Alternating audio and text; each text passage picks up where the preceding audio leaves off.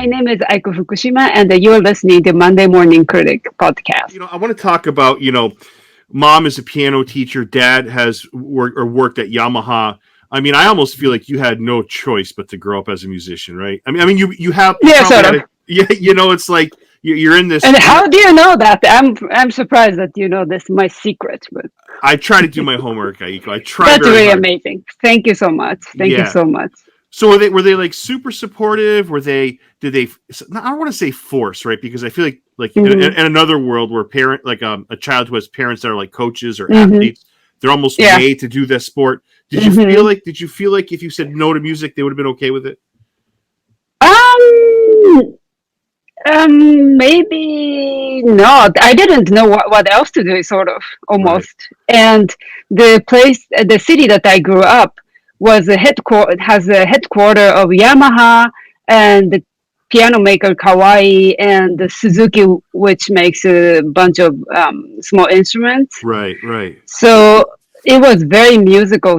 It is very musical city, and kids are super competitive too. Kids and parents are very competitive too. So we had a really great musical education from early on. And everybody and the Yamaha had this amazing system that if they're good at writing music, they will just group them and send you to world tour and recordings and all that kind of stuff. So it was very high quality, like we had the high quality music education. Yeah, it sounds like it was pretty serious. Is it kind of good in a sense because being a musician oftentimes can get very expensive. Did you find that your dad's position at Yamaha provided maybe, I don't want to say a discount, but you had easier access to instruments? I don't know. Yeah, maybe for the Yamaha, yes. Yeah, for the instrument, yes, for sure. My mom had the grand piano, and also my husband thinks it's really funny, but Yamaha used to make everything that you can think of. They made a bathtub, and they made the door, and motorcycles, kitchen system. Not just a motorcycle. They made everything. So, everything. So we went to Yamaha resorts for vacation, and my parents' door, entering door is still Yamaha, and they made really high quality stuff too. Furniture too. It was the first 18 years of your life in Japan, or was it longer? It was a little bit longer. I went to university in Japan too, and I came to Berkeley College of Music after I graduated from university. Oh, I didn't know you went to university in Japan. I thought you just went to high school in Japan and then made your way over to Boston. I didn't know there was a step in the middle there. There was a step in the middle that I became very into jazz music when I was in the university, which was I was studying classical music, but I started to be more into jazz music, and I was playing too. Classical, jazz, and you're even in a Latin band, right? Yes, Latin band, and we toured and we played for schools. So our concert was at 8 a.m. in front of kids. Wow! How did you like Berkeley? It was really great. I had a really great opportunity to study with artists in residence, and I got to know somebody like Jay Chataway, who was a composer for Star Trek at the time, and many other opportunities. So it was really great.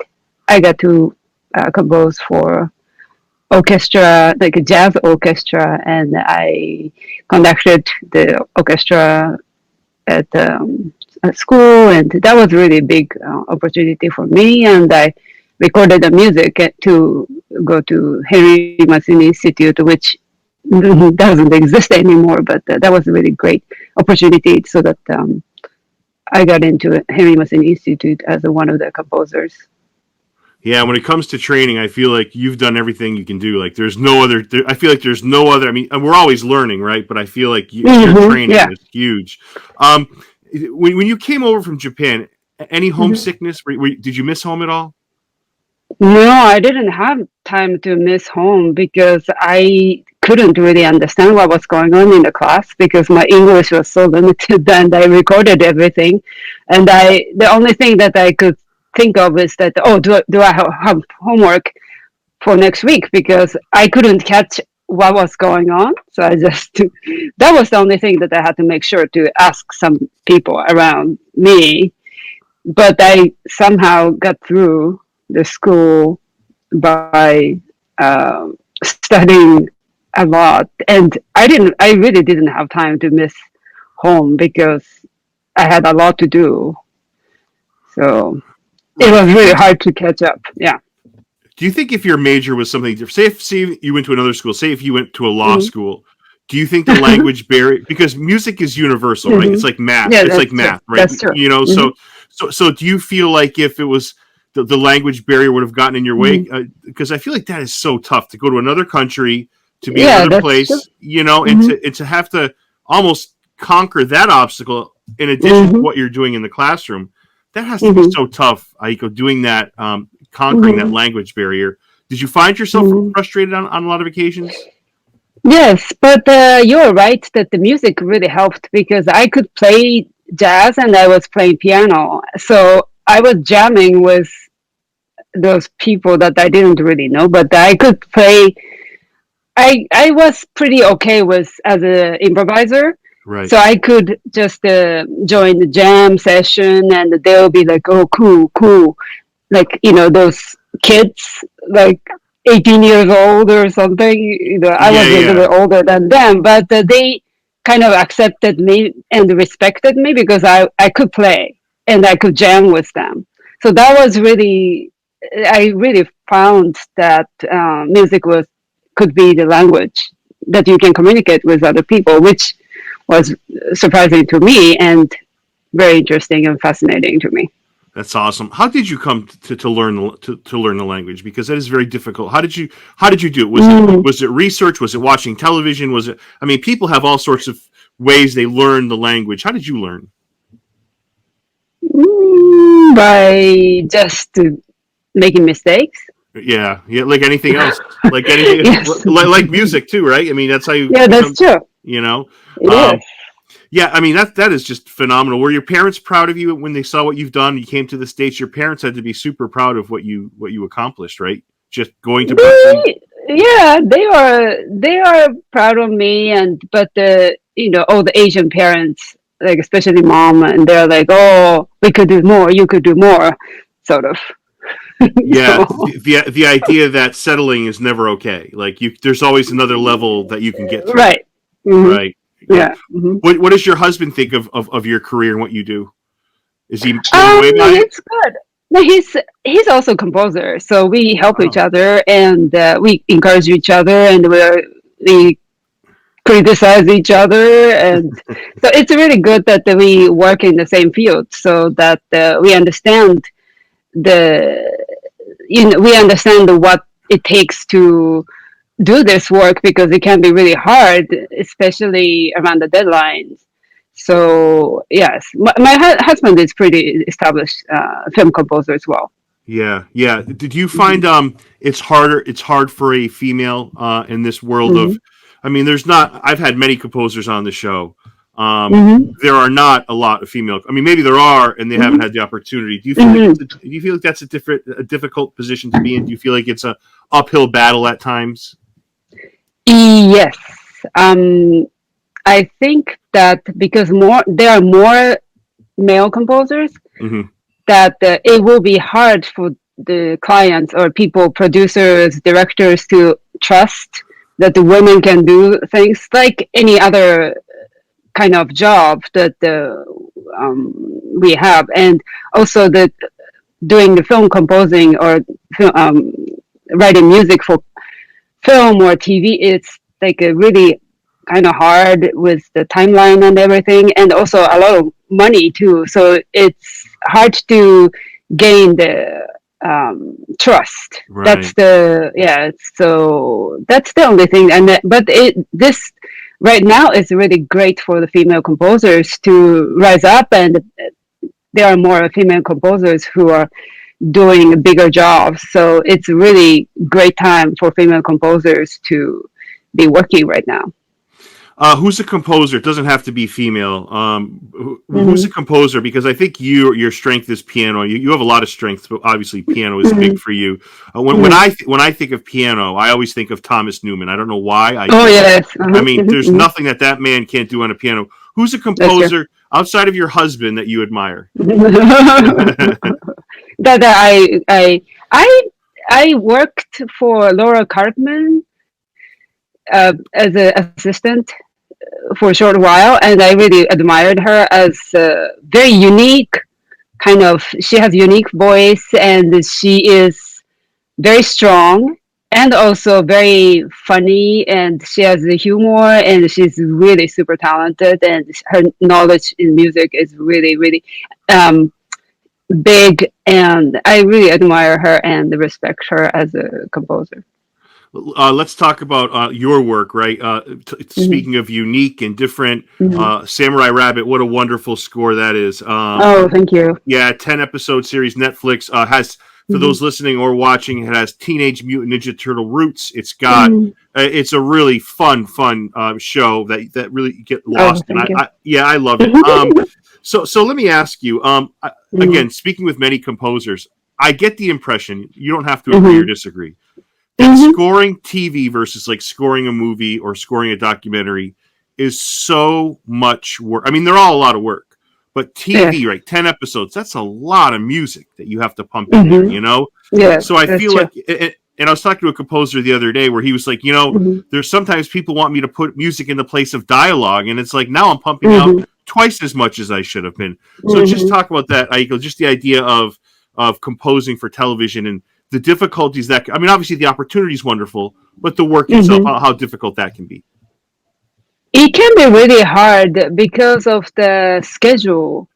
At the end of my time that I was working for Summer Rabbit, it was like I had to finish everything in 2 weeks, sort of from the start to end. They were saying that, this is crunchy schedule, sorry, but everything, because of COVID and all, COVID also affected their schedule too, that they sometimes had to stop the production because of COVID, because animation studio had to close for a while or something. They had a couple of stops like that. So, and the composer's job comes at the very last, but they still needed to make the deadline for Netflix. So that was a little bit difficult, but it was really difficult, but it was an interesting challenge. And also the animation, I find it really more like, if you are writing for film, like a drama or something, let's say, it will be, you can cover the ground faster and longer. But if you are writing for animation just changes every 10 seconds or every 20 seconds. It's just changes so often that that was a challenge. How many hours a day are you, so with that quick of a turnaround, how many hours a day are you pumping in of your own time to get that done? Like a lot. Yeah, like most of the day. I'm trying to think of how. I bet you're composing a good 18 something in that ballpark hours. I mean, it's got to be a ton of time, you know. Yeah, it was. But you're right. You do come out of something like this feeling rewarded, right? Because it's so hard, and if it's just another feather in your cap, right? You accomplish this. There's nothing that you couldn't do. Yeah, I quickly found that this show was like my dream job, because I could use my Japanese sensibility and my Japanese background, and also the knowledge for the Japanese traditional instruments, and I was recording Japanese traditional instruments like in LA and also Switzerland, in New York, and also Spain, and so that was a really great opportunity, and I felt really like honored to be on this project, so that I can represent my culture. Were those hard to find, those instruments, those traditional Japanese instruments, were those hard to find? It was very hard, because those Japanese traditional instruments, those people who are master at those instruments, it's like a lifetime of their work. Wow. And some of the people I maybe won't agree with playing something like I write. It's too commercial. It should be more traditional and more serious, and it has to be a certain way. So I needed to find somebody who can play really well and also record well too, because we're having them record in their home studio most of the time. So because of COVID and all that. So, I mean, when you get away, so we talk about how much work you put in, how hard you work, and that's established. But what do you do? What do you do in your own life to get away from it? Like, what do you do? What do you consider fun in your life? Where you say, you know what, enough with work. I'm gonna do this. What do you do to take your mind off of work? Is there a hobby you love, a activity you love? That's something? A good question. I love to spend time with my daughter, and this project was really great. I have a daughter who's 9 years old, and she loved watching this show, and she memorized everything because I was listening and watching so many times, and she memorized all the lines and all the jokes and everything. So I love to spend time with her, and I love to go out in the nature whenever I can to take the mind away. And also I like to listen to music so that I can get inspired. Wow. Your daughter must be so proud of her mom that made the music for this great show that she memorized. I mean, how cool is that, right? That's such a great moment. Yes. It was so really proud. Great. Yeah. Yes. You mentioned a couple questions. Thank you for all this time. You mentioned music that you listen to. What do you listen to? A specific band or composer? What do you listen to in your downtime? Good question. My kind of go-to person is Mancini. Wow. Okay. I really respect him as a musician and also a writer.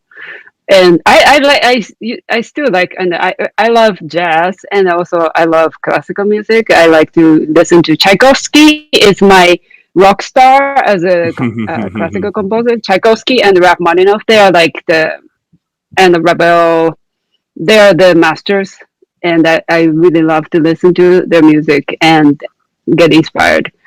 But when I'm out of ideas, I just listen to Mancini or somebody that it will excite me, like every time, and also creativity and kind of crazy ideas that they have. And I like Chris Thiele, who's a Mandarin player. He's amazing, and I love Brad Meldo. Yeah, mostly jazz and classical music. Very cool. Last question. I know you worked on District 9, Contraband The Mummy. Talk about what that experience did for your career, what you learned there, how much that meant to your whole process. It was really good to work on those. As an orchestrator, I worked on some movies, and it was really great to learn how composers work and how composers write to